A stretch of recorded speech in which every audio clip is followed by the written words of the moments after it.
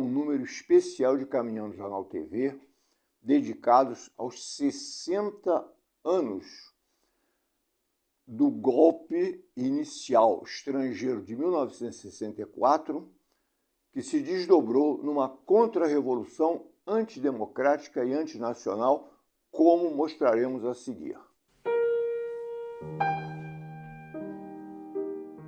1964, para ser entendido, começa na própria descoberta do Brasil. O Brasil surge sob uma bota imperialista, portuguesa, inglesa e depois americana, entre outras, que houve incursões holandesas aqui, etc. Ultrapassar essa bota imperialista? A resposta é não. Se observarmos o que vem acontecendo hoje, o Brasil continua sob uma bota imperialista, hoje mascarada, com outras vestimentas, modernizada, redecorada. É um imperialismo redecorado, modernizado, com outras vestimentas. Temos uma tecnologia sofisticada do Google, etc, etc. Mas que continua fazendo guerras, bombardeios, etc., como se vê o caso da guerra híbrida mesmo, né? Que está se travando agora entre a Ucrânia, que na verdade são os Estados Unidos, contra a Rússia, tentando desgastá-la.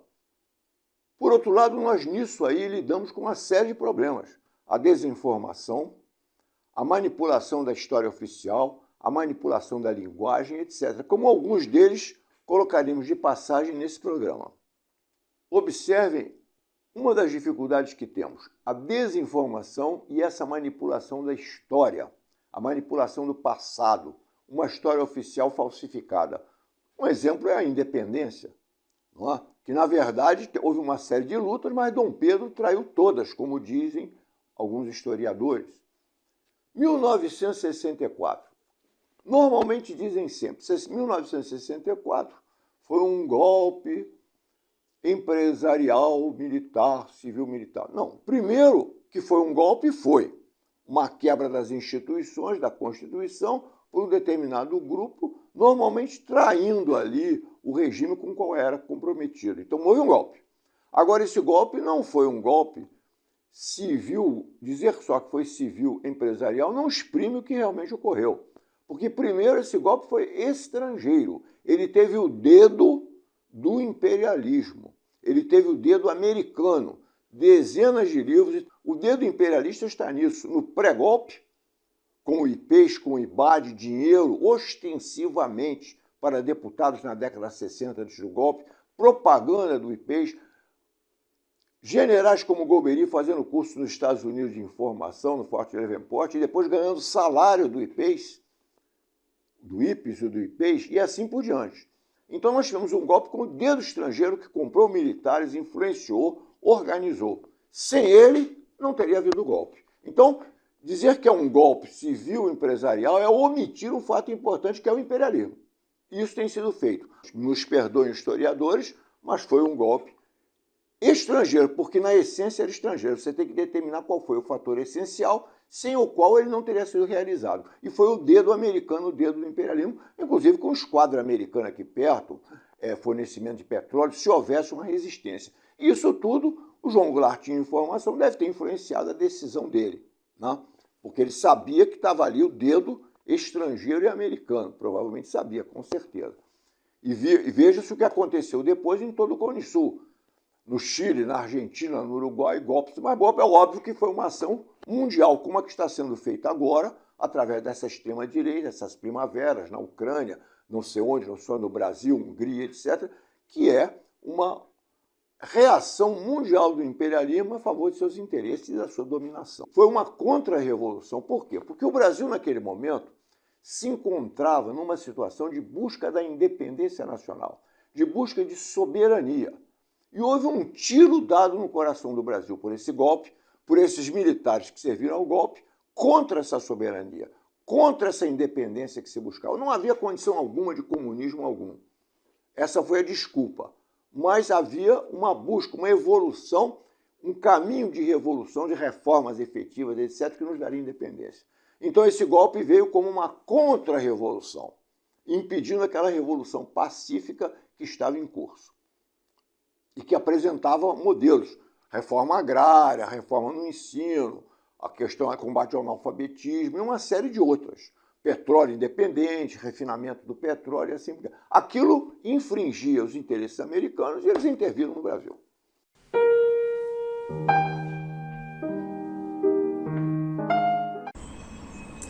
Hoje vou começar a minha fala com uma música Sinal Fechado, do Paulinho da Viola, que tem umas perguntas que nos cabe ainda hoje. Olá, como vai? Eu vou indo, e você, tudo bem? Tudo bem. Eu vou indo, correndo, pegar meu lugar no futuro. E você? Eu vou indo em busca de um sonho tranquilo. Quem sabe? Que futuro você pensa em ter vivendo nessa sociedade potencialmente enlouquecedora? Que sono tranquilo você pode ter vendo o tempo todo a cultura da violência? A violência contra os times de futebol, os preconceitos, a violência política. As pessoas estão se violentando, se matando, se acabando. São pessoas sem controle das suas emoções. Eu entendo que está cada dia mais difícil as pessoas controlarem suas emoções. Saúde mental é fundamental para se viver em sociedade. A sociedade está potencialmente enlouquecedora porque cada um de nós faz parte, como partícula de um total, de um globo, uma massa de pessoas vivendo juntas. Eu penso que precisamos olhar para isso, para transformarmos essa cultura da violência e buscarmos mais sentido na vida, para termos um sono tranquilo e um futuro, quem sabe?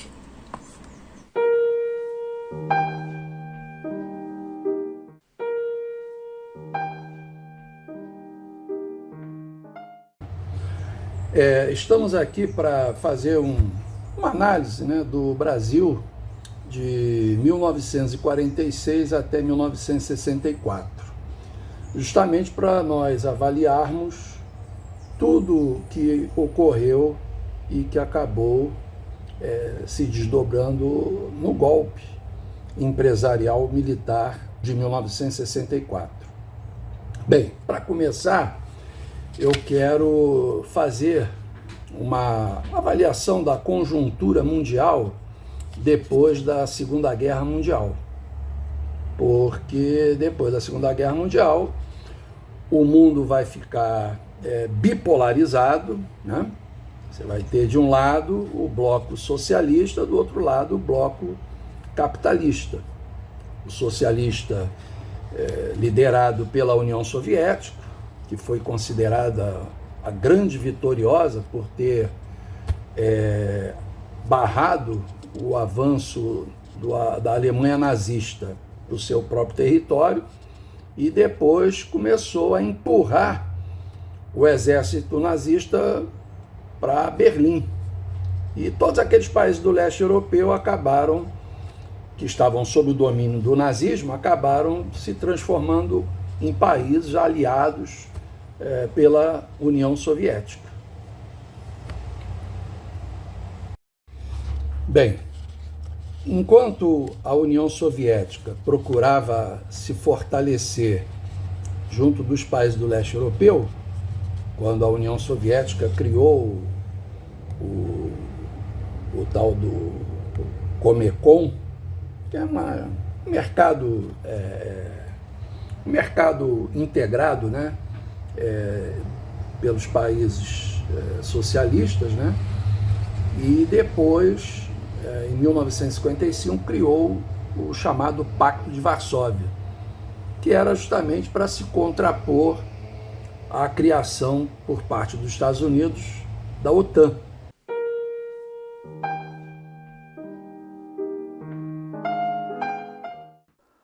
Olha, a luta anti-imperialista, né, tem que continuar. Veja que o Império Americano já tem 100 anos, no mínimo. Eu lembro até que o próprio Keynes, no final da Primeira Guerra Mundial, disse, olha, com o dinheiro que os Estados Unidos colocaram na Europa, eles vão ditar as regras.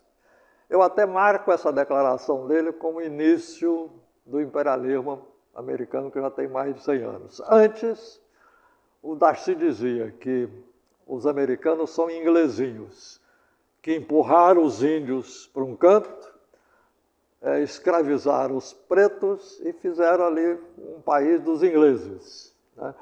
Então, além de mais de 100 anos já do imperialismo americano, temos 150 anos de imperialismo inglês antes, né?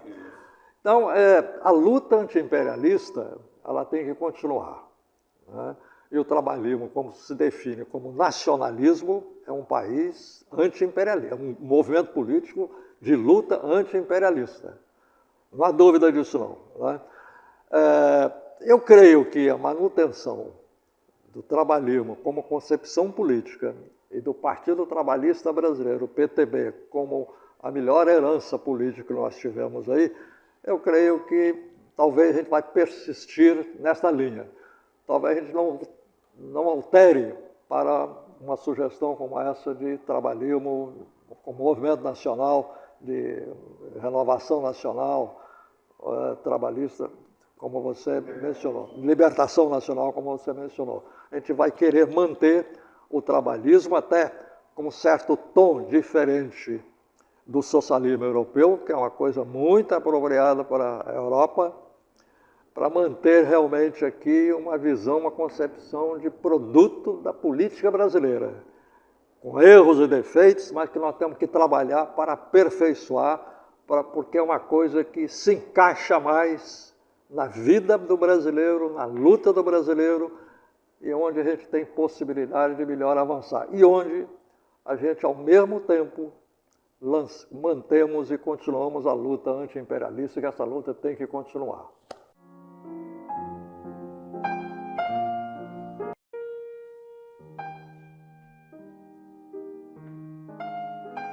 Viagem no sangue. Eu te saúdo, João, porque és igual a mim, de carne e osso, de fibras e músculos, amoldado com o mesmo barro, banhado na mesma água, construção de lágrimas e risos.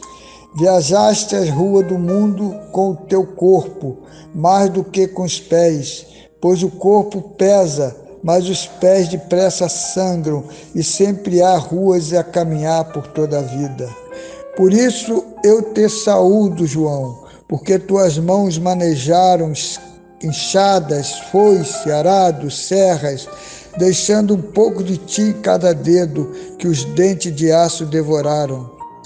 Araste a terra, colher o feijão, plantaste o trigo, comer o pão, abriste o poço, beber a água, mas sobreviveste, colhendo espinho, mordendo cardos. Eu te saúdo, João, porque sei que habitas o corpo da cidade, e teu espírito renascerá do sangue do punhal que te matou. 1969, do livro Águas de Ontem.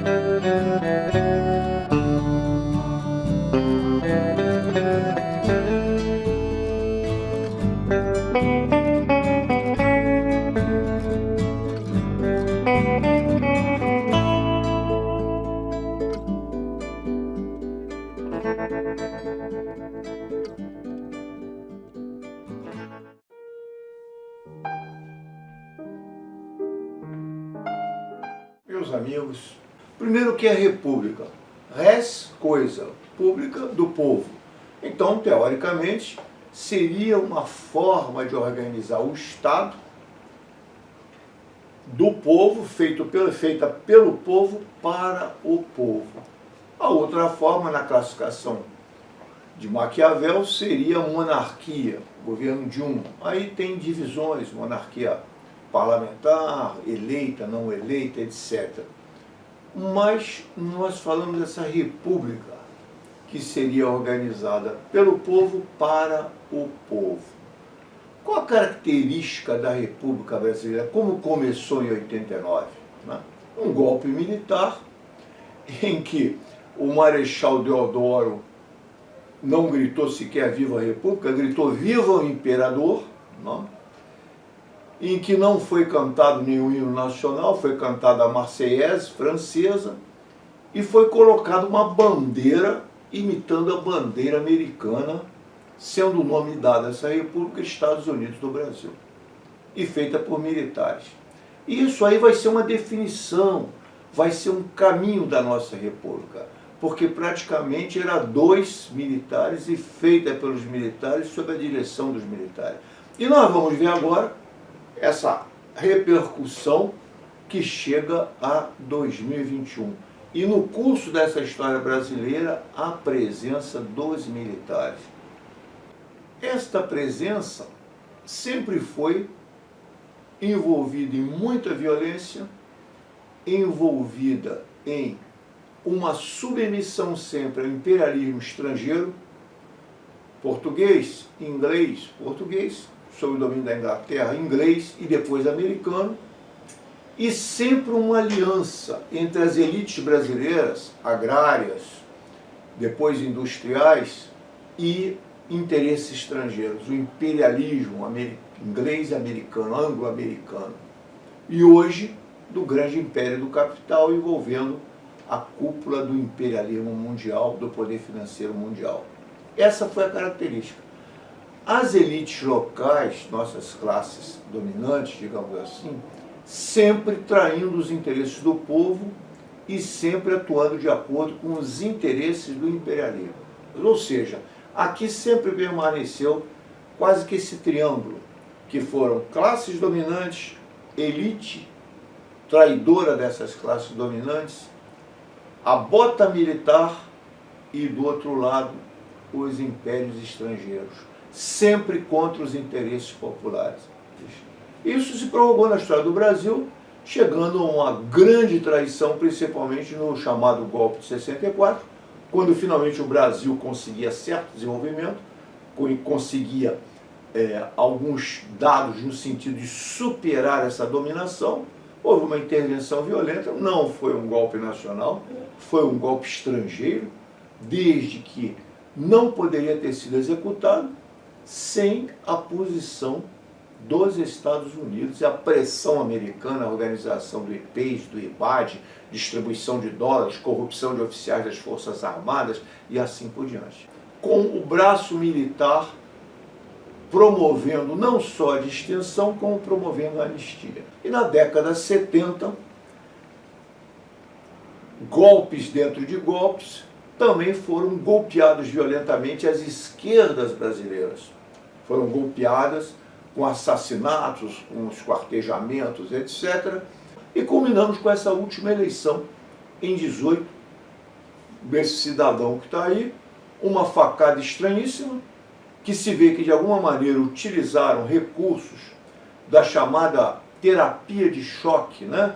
Terapia política de choque, que a Naomi Klein se refere, em que você cria um acontecimento de choque e naquele aturdimento você consegue os objetivos que estão por trás daquilo. Houve a facada impediu debates e é eleito o Bolsonaro. Então, nós temos aí uma completa legislação viciada e uma interpretação também viciada por um Supremo Tribunal Federal que, através de normas da Constituição Federal mal redigidas ou deliberadamente mal redigidas, jogo viciado entre legislativo, executivo, judiciário, fórum privilegiado e assim por diante. E hoje nós temos mais. Temos um capitalismo de vigilância. Temos aí o Google, essas manifestações através do YouTube e tudo mais, em que provadamente, como mostra o jornalista Pedro Doria e outros estudos, como o de Shoshona Zuboff, a era do capitalismo de vigilância, os tais algoritmos viciados, claramente pendentes à direita, o Google manipulando, e quem fiscaliza o Google? O seu parceiro, o Império do Capital, Complexo Industrial Militar Americano, que aplica multas no Google e que se serve do Google, que deixa todos os seus arquivos à disposição dele. E o que o Google faz? Está controlando cada um de nós, nossos gostos, a presença, tudo. Estamos sob um capitalismo de vigilância. Não dance o tango da morte, dance conosco o tango da alegria. Caminhando Jornal TV, cultura, política, música, poesia. Sábado, 13 horas, na TV Comunitária do Rio de Janeiro, canal 6 da NET.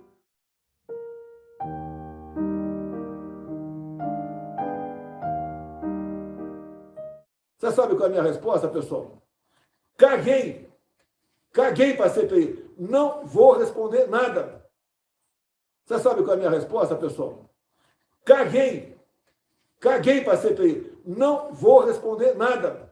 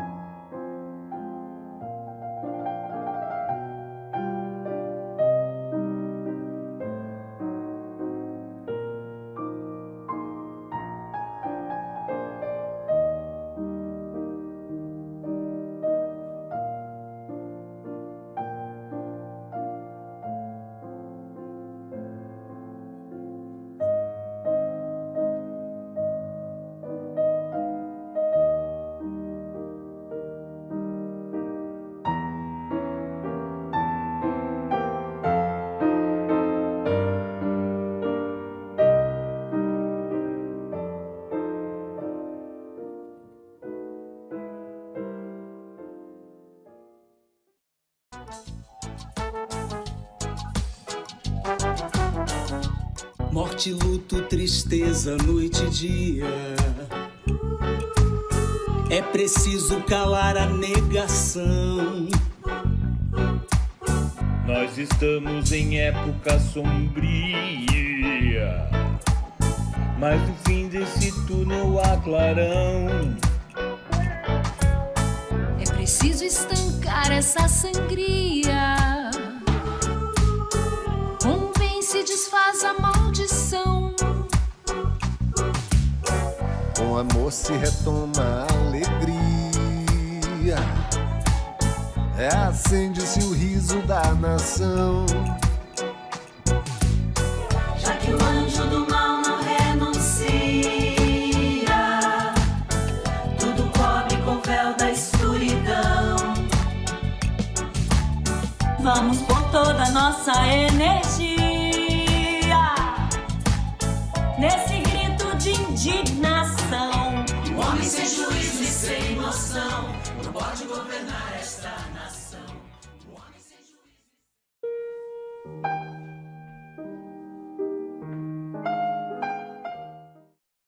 Amigos, veja o vídeo abaixo que mostra como setores de extrema-direita mundial, nazistas mesmo, bem antes de 2018, prepararam militantes, política e militarmente, mandando-os inclusive para a Ucrânia, com o objetivo de voltarem a atuarem no Brasil.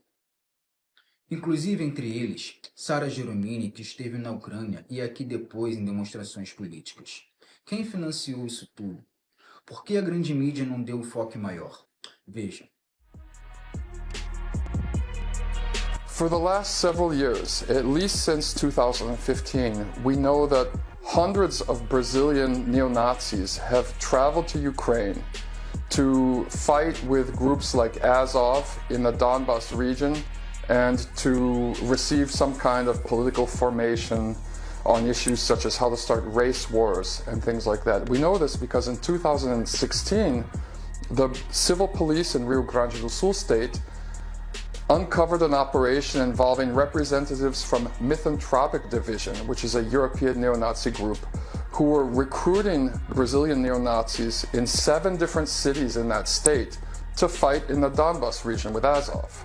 So there's this history that's been going on for a couple of years, and this was covered in even the Israeli press as well as the Brazilian national press. One of the reasons Brazilian neo-Nazis are so interested in the Ukraine is because starting in around 2012, a group of people on the far right, led by a woman named Sarah Giannini, who changed her name to Sarah Winter to honor the famous British fascist from the 1920s and 1930s, there's been this entire campaign to Ukrainize Brazil.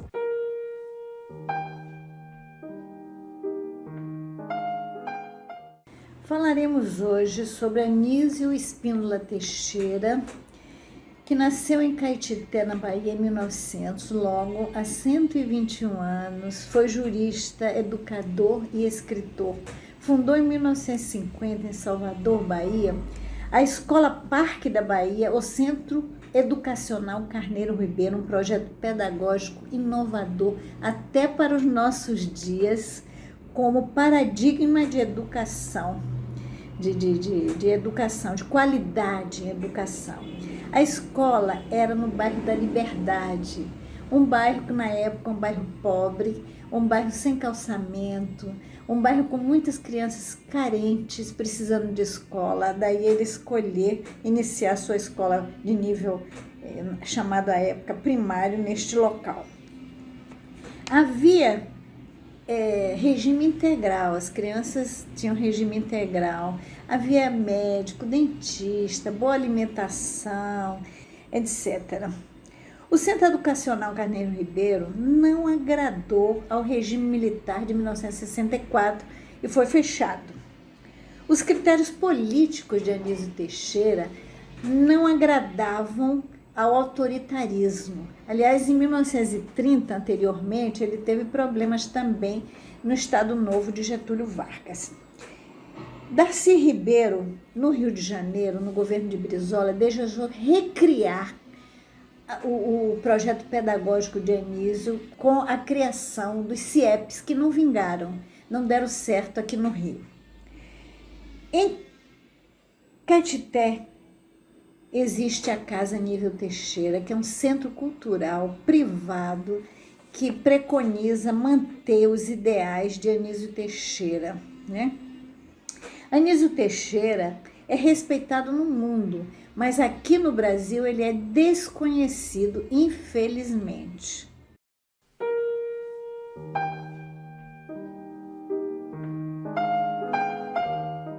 O paraquedista que evitou um banho de sangue.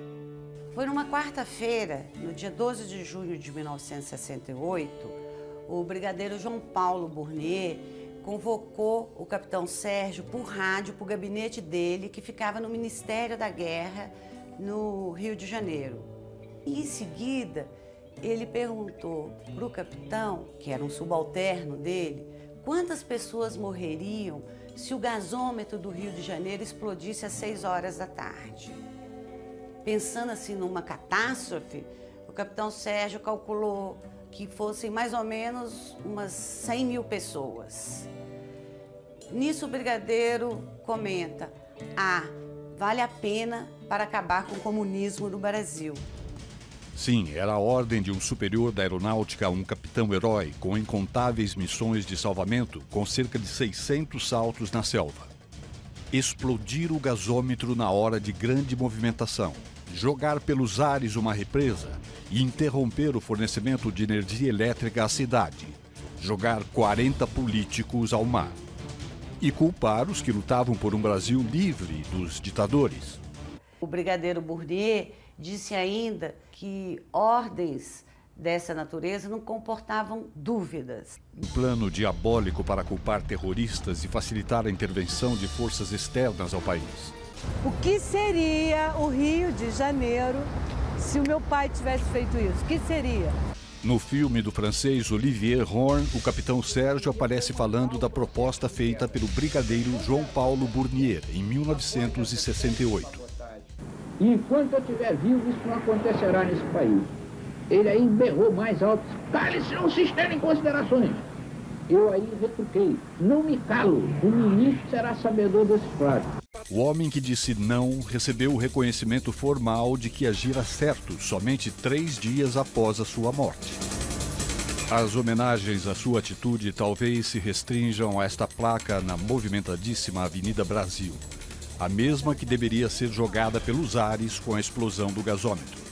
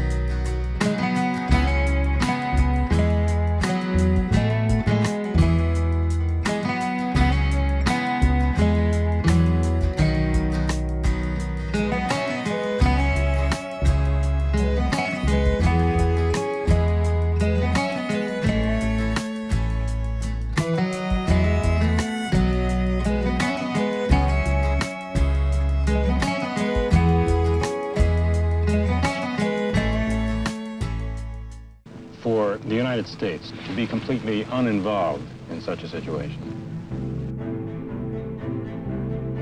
A revolução aqui não foi 99%, foi 100% brasileira. As you well know, we had nothing to do with the planning of this thing. O embaixador norte-americano no Brasil era o embaixador Lincoln Gordon, um homem que se tornou um personagem da história política brasileira.